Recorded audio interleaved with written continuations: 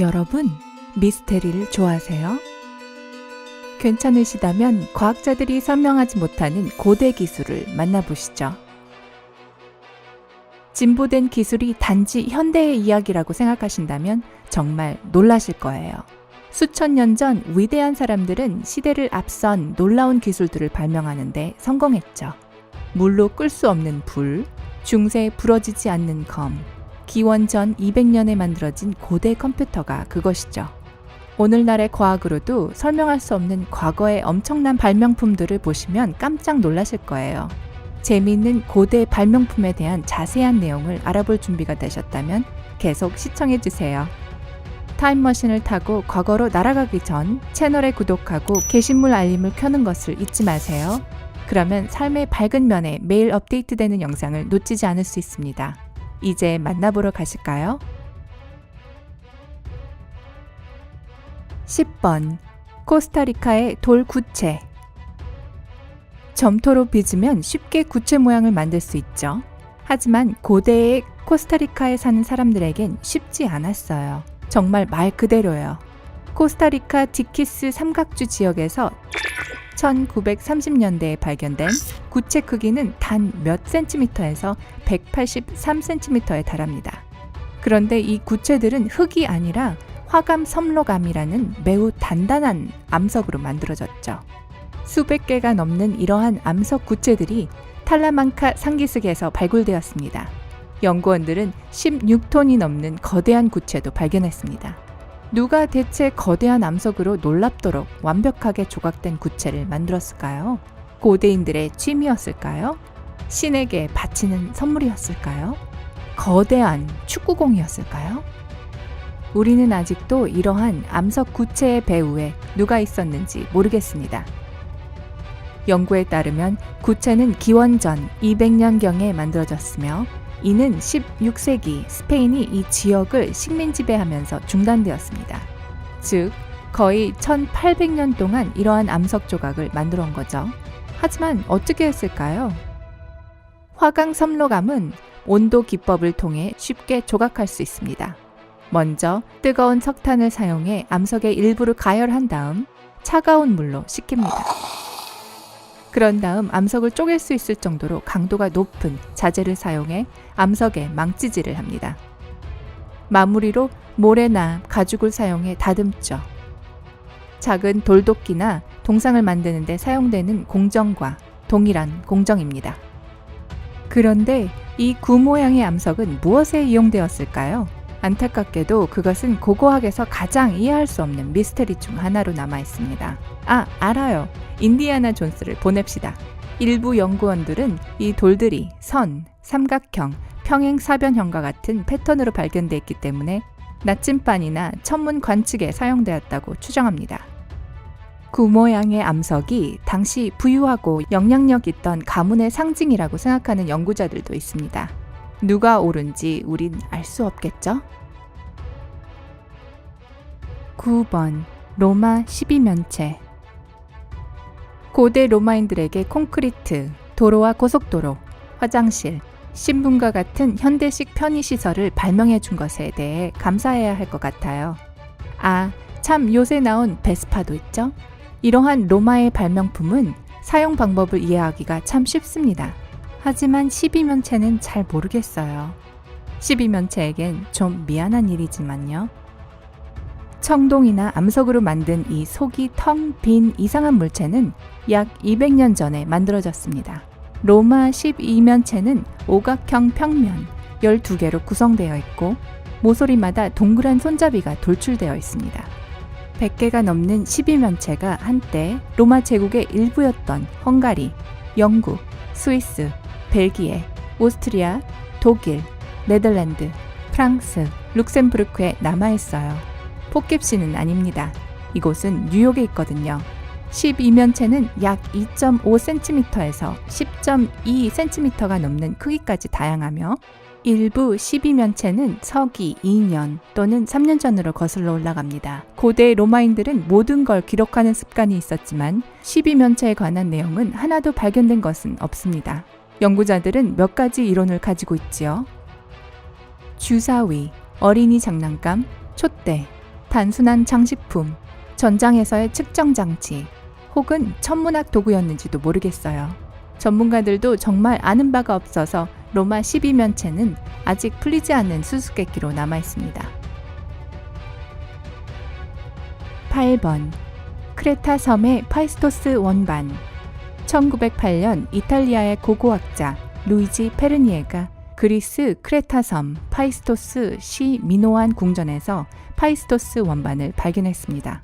이것은 점토로 만들어졌고 지름이 15.7cm 정도 됩니다. 원반의 양면은 나선형 패턴으로 배열된 243개의 기호로 덮여 있습니다. 전문가들은 이 원반이 기원전 1400년부터 1850년 사이에 만들어졌다고 추측하지만 원반의 의미와 목적은 여전히 미스테리로 남아 있습니다. 처음에는 장난으로 시작했지만 과학자들과 암호 해독가들은 파이스토스 원반의 암호를 계속해서 해독하고 있습니다. 초기 전문가들은 휴대용 타작이라고 주장하기도 했습니다. 언어학자이자 크레타 기술 교육 연구소의 연구원인 가레스 오웬스 박사는 그렇지 않다고 생각했습니다. 그가 옥스퍼드 대학 음성학과 존 콜만 교수와 협력하여 내린 결론은 고대 미노스 여신에게 바치는 기도문이라는 것입니다. 현재 헤라클리온 고고학 박물관에 전시되어 있는 이 원반은 한 면의 약 90%만 판독되었습니다. 4000년 된 이 미스터리는 아직 완전히 풀리지 않은 상태입니다. 7번. 그리스의 불. 모두 물이 불을 끌 수 있다는 걸 알고 있죠? 그런데 그리스의 불은 물리 법칙을 따르지 않는 것 같네요. 고대 시대의 소위탄이라고 할 수 있는 폭탄은 서기 7세기에 비잔틴 그리스인이 처음 제작했습니다. 사실 이는 너무나 소중한 자산이었기 때문에 콘스탄티노플의 로마노 2세 황제는 비잔틴 황실 왕족들과 공주들을 제외하고는 무슨 일이 있어도 외국에 넘기지 않을 것을 명령하기도 했습니다. 이 때문에 그리스의 불을 만드는 비법은 7세기가 넘게 국가 기밀로 보호됐습니다. 스텔스 전투기보다 오랫동안 비밀이 유지됐네요. 스텔스는 오븐이었던가요? 그렇다면 이 7세기의 기밀 군사 무기는 어떻게 사용되었을까요? 효과는 정말 있었을까요? 첫 번째 질문에 답을 드리자면 그리스의 화약은 해전에서 사용되었습니다. 그리고 매우 효과가 좋았습니다. 비잔틴 전투함들은 가연성이 높은 액체를 싣고 적의 배 위에 발사했고 이것은 배 위의 모든 것, 배 아래에 있는 물조차도 불살라 버렸습니다. 정말 뜨겁고 뜨거웠겠죠? 6번. 다마스쿠스 강철.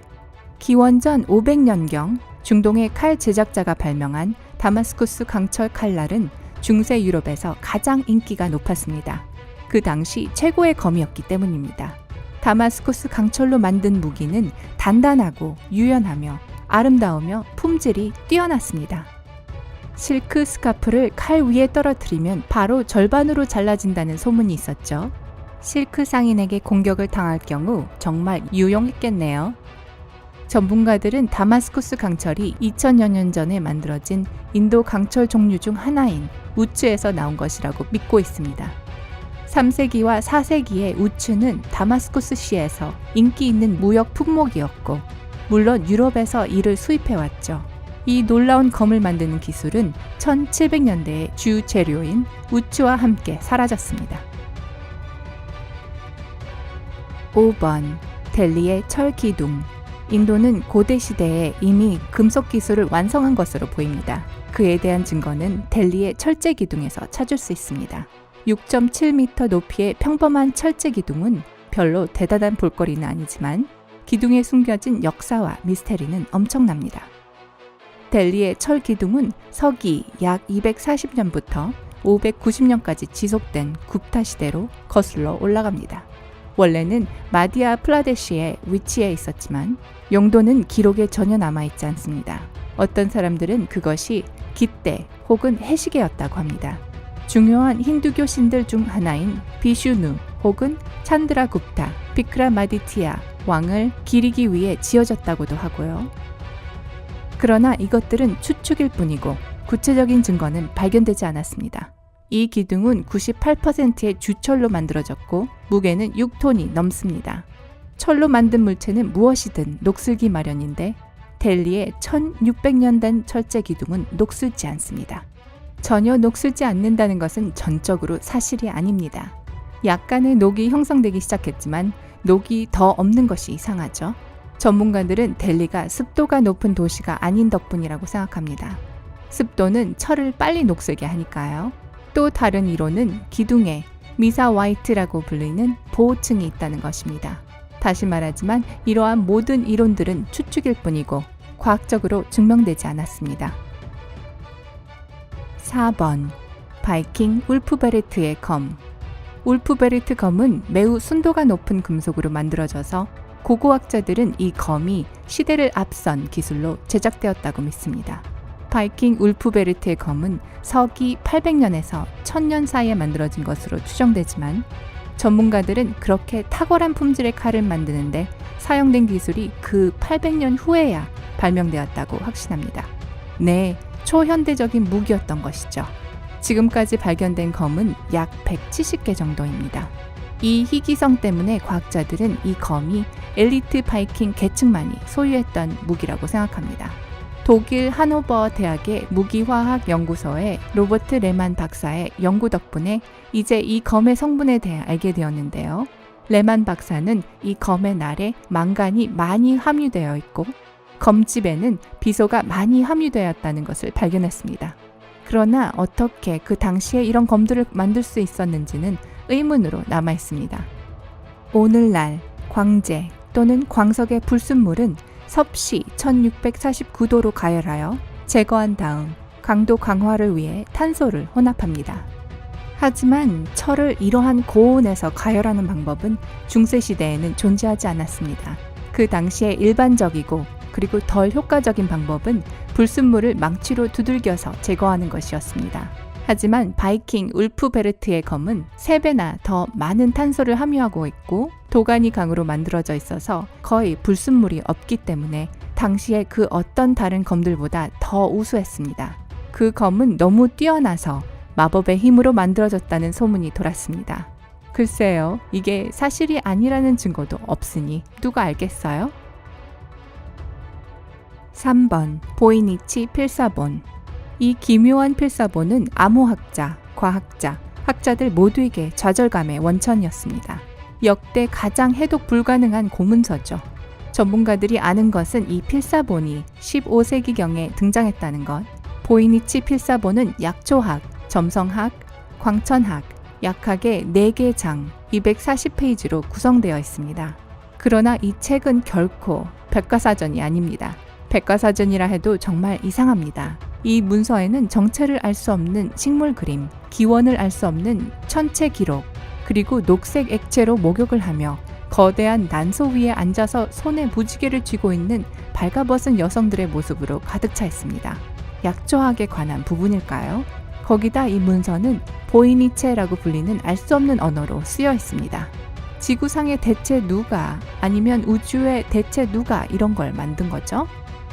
이 필사본은 수세기 전 등장해 당시 세계의 대부분을 떠돌아다녔는데 약 250년간은 행방불명되었다가 폴란드 도서 상인인 윌프레드가 구입하면서 1912년 다시 등장했습니다. 이를 해석하기 위한 시도가 정말 수십 번 있었지만 실패했죠.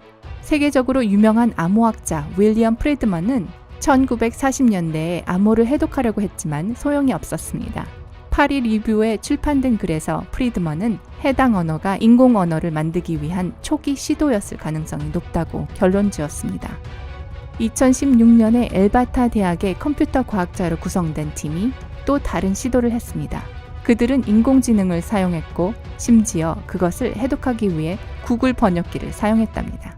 과학자들은 이 문서가 히브리어로 쓰여 있다고 결론지었지만 이를 확인하고 완전히 번역하려면 히브리어 학자가 필요할 것 같습니다.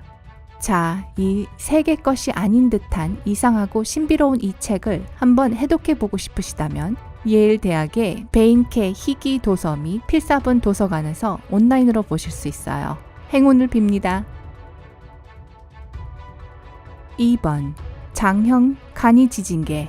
서기 132년 중국의 발명가, 천문학자, 엔지니어, 과학자, 학자, 예술가인 장형은 간이 지진계를 발명하여 계절풍과 지구의 움직임을 측정하는 이 도구를 한나라 왕조에 헌정했습니다.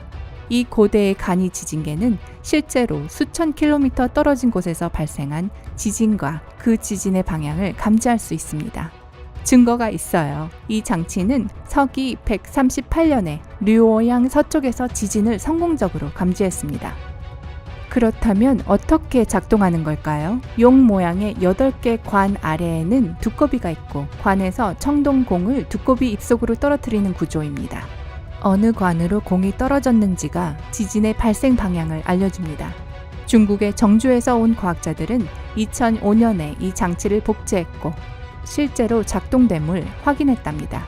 게다가 이 복제품은 중국과 베트남에서 4개의 지진을 탐지할 수 있었습니다.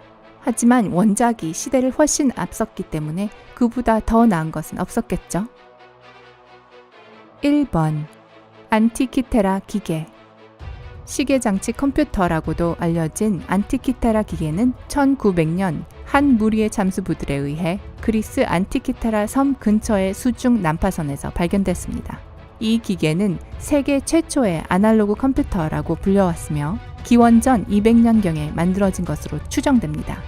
이 청동기계는 당시 기술 수준을 매우 앞선 뛰어난 공학적, 천문학적 정밀도를 보여줍니다.